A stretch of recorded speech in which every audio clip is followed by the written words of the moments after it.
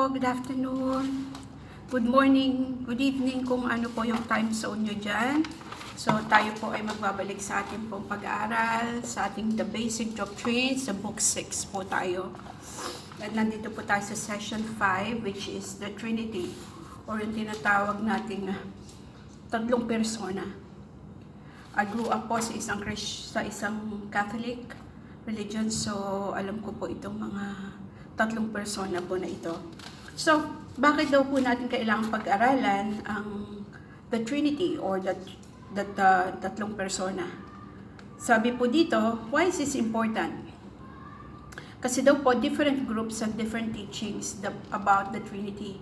Iba-iba pong grupo, iba-iba din ang pagtuturo tungkol sa Trinity. Tapos po, yung mga ibang mga Christian cults ay hindi po nag-agree sa Trinity. At even po may mga, yung iba po religion, tinuturo po nila ang Christian, believe in a Trinity ng God the Father, Jesus at Mary. Tatlo po yung Trinity. Yung God the Father, Jesus and Mary, not the Holy Spirit. So, kaya po kailangan maunawaan natin to. Even among Christians, the Trinity is something we need to know more in details because people will have questions. Kahit po tayong mga Kristiyano, kailangan po natin na malaman itong Trinity or tatlong persona kasi marami pong mga tanong about dito. But ang Trinity po or tatlong persona ay talagang mahirap po explain, sabi dito. And the more detailed we become in our explanation, the more problems we encounter. So, kapag po natin explain pa ng mas detalye, mas maraming magiging tanong o problema. At yung pong Trinity ay minsan nagkakaroon po ng misunderstanding because of that. So, as a Christian, what should we know? Again, we go to our statement of faith po. Our statement of faith. Una, we believe the Bible. We believe in statement faith natin. We believe in the Bible as the Word of God. Second is we believe in the nature of God, being omnipresent, omniscient, yung iba-iba pong nature ng Panginoon. At pangatlo, we believe that Jesus is the only way to heaven because of what He did on the cross. Ngayon po ay aaral nga po tayo doon sa Trinity. Ano daw po yung statement of faith natin. So ito po yung ating dapat pinaniniwalaan. Ano po? According sa Christian belief. We believe that there is only one God, eternally existent in three persons. Father, Son, and Holy Spirit. So naniniwala po tayo na meron lang pong isang Diyos na existent po sa tatlong persona, sa Father, Son, and the Holy Spirit. Tayo din po ay naniniwala sa Jesus Christ in the flesh, nung nabubuhay pa siya dito sa mundo, ay both God and man. And we believe that the Holy Spirit is God and possesses all the divine attributes of God. So we believe po na ang Holy Spirit ay Diyos din. At nagtataglay din siya ng katangian ng Diyos. So, again, yun po yung ating pinaniniwalaan. Ano po? Ating doctrine or statement of faith. So, ito po yung right view of the Trinity. Meron po ditong picture, okay? Ito po yung the Father, the Son, and the Holy Spirit. In the middle po is God. The Son is not the Father. The Father is not the Holy Spirit. The Holy Spirit is not the Son. So, yun po yung pagkakasabi dito, ano? The Son, hindi daw po siya ang Diyos Ama. The Father. The Father, ang Diyos Ama, hindi naman daw po siya Banal na Espiritu. At ang Banal na Espiritu, hindi naman daw po siya si Jesus. But Jesus is God. The Father is God, or Diyos Ama ay God, at ang Banal na Espiritu po ay also God. So, yan po yung picture na akin pong pinagsinasabi. Okay? So, yun po yung right view of the Trinity. Ah,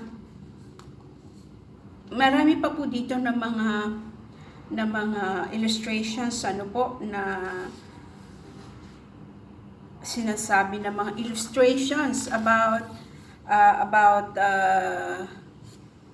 the Trinity. Ano po, meron pang sinasabi na water, sun, human father, meron din pong egg, yung kanila pong illustrations. But the shell, the white, and the yolk doesn't work if people like scrambled eggs, di ba? Pinag-iisa po yun. So, yun po yung mga illustrations na binanggit dito sa Trinity. At which is not a really good illustration po kung ating pong babasihan doon ang Trinity. So, marami pong biblical support for the Trinity. Ano po? So, verses na nagbibigay ng support na talagang may Trinity. Katulad na lang po sa Matthew 28:19-20. Sabi po doon, "Go therefore and make disciples of all nations, baptizing them in the name of the Father, the Son, and the Holy Spirit." So, nabanggit po yung Trinity doon. So, teaching them to observe all that I commanded you, and lo, I am with you always, even to the age. So, nandun po yung sa Mateo 28:19-20. So, doon po ay na-mention yung Trinity. In the name of the Father, the Son, and the Holy Spirit. Doon po sa verses na yun. At meron din pong sinabi sa 1 Peter 1 verses 1-2. Who are chosen according to the foreknowledge of God the Father by the sanctifying work of the Spirit to obey Jesus Christ and be sprinkled with His blood. So, nabanggit na rin po naman po ulit ang Trinity doon. Ano po? So, nabanggit po doon God the Father, Holy Spirit, and Jesus Christ. The Trinity all work together in order to accomplish our salvation. So, yung pong Trinity ay nagtutulong-tulong para magkaroon ng kaligtasan. You can take out one of the Trinity and be saved. Hindi po natin pwedeng alisin ang isang Trinity at tayo ay maligtas. They are all working together even if they are three separate persons. But one God working together for our salvation. So, lahat po sila ay nagkakatulong-tulong para doon po sa salvation o kaligtasan. Ano po? Meron din pa po sa 2 Corinthians 13:14. The grace of the Lord Jesus Christ, the love of God, and the fellowship of the Holy Spirit be with you all. Yan po yung lagi natin narinig sa doxology or yung pangwakas na panalangin, ano po? Or pangwakas na awit as part of their worship or yung pang parte ng awit ng pagsamba. Ano po? So doon na-mention na rin. Ganun din po sa Genesis 1:26. Then God said, "Let us make man in our image, according to our likeness."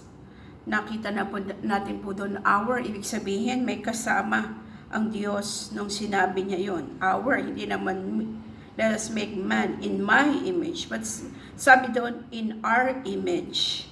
Ano po? So, all three of the Trinity was also part of creation. So, us or our, parang nagko-communicate sila sa isa't isa. Ano po? So, ayun po yung sinasabi doon. Marami pa pong mga verses dito na binanggit na talagang may Trinity. Ano po? Madami pa po itong verses na to, but siguro po ay ating pag-aaralan next time. But again, meron pa pong isang verse bago po tayo natin i-end. Ano po, sa Titus 1:3-4, sabi pa rin po dito, but at the proper time manifested even His word in the proclamation did what I was entrusted according to the commandment of our God. To Titus, my true children, a common faith, grace and peace from God the Father and Christ Jesus our Lord, our Savior. So God is our Savior, and so is Jesus. So they are both God. They are just one and the same, God the Father and God the Son. So, pinanggit na rin po, God our Savior, ang Diyos na ating tagapagligtas. Nabanggit din po sa Bible yung tinatawag na Elohim. Ang El po ay meaning a God. At kapag dinagdag po yung Ohim, meaning yun po ay plural na or hindi na lang isa. Ang El po ay isa. Pag dinagdag po yung Ohim, nagiging plural na siya or hindi na lang isa. From the very beginning, God revealed Himself not just as a God with only one person, but always as a God with three persons. This has been consistent from Genesis 1 onwards. So, simula't simula pa po ay nireveal ng Panginoon ang kanyang sarili na hindi lang isa, kundi Diyos na may tatlong persona. Ito po ay very consistent o hindi po ito nagkakamali sa simula pa lang sa Genesis hanggang sa buong Biblia po, sa buong kabuuan ng Biblia. So, yun po. I think we have to end po dito sa mga ating napag-aralan. So, again, importante po yung Trinity kasi marami pong katuruan na iba-ibang grupo patungkol dito. At kahit po yung ibang mga religion na cult or kulto ay hindi po nag-agree sa Trinity. At ganun din yung iba pang mga relihiyon. May ibang reliyon ang akala nila ay ang Christian believe in the Trinity of God, the Father, and Jesus, which is hindi po ganon. Ang Trinity po natin ay God the Father, Jesus, and Mary. Tapos po yung mga Christians, mahirap po explain. Kaya nahirapan po tayong explain itong Trinity. Kaya dapat natin pag-aralan. Pero again, part ng ating belief ay we believe na meron pong isang Diyos na existent o may tatlong persona. Yun po ay ang Diyos Ama, Diyos Anak, at Diyos Espiritu Santo. Ayun po, si Jesus nung naging tao siya ay both God and man. Pareho siya pong Diyos at tao. At ang Holy Spirit po ay nagpo-possess din o meron din katangian ng Diyos. So, ang right view of the Trinity, again, the Father is God, the Son is God, and the Holy Spirit is God. But the Father is not the Son. The Son is not the Holy Spirit, and the Holy Spirit is not the Father. So, magkakaiba po silang persona, pero pare-pareho po silang Diyos. Yun po yung Trinity. At marami pong illustrations ang ginagawa para ma-explain ang Trinity. Merong itlog, yung egg, the white, the yolk, the shell.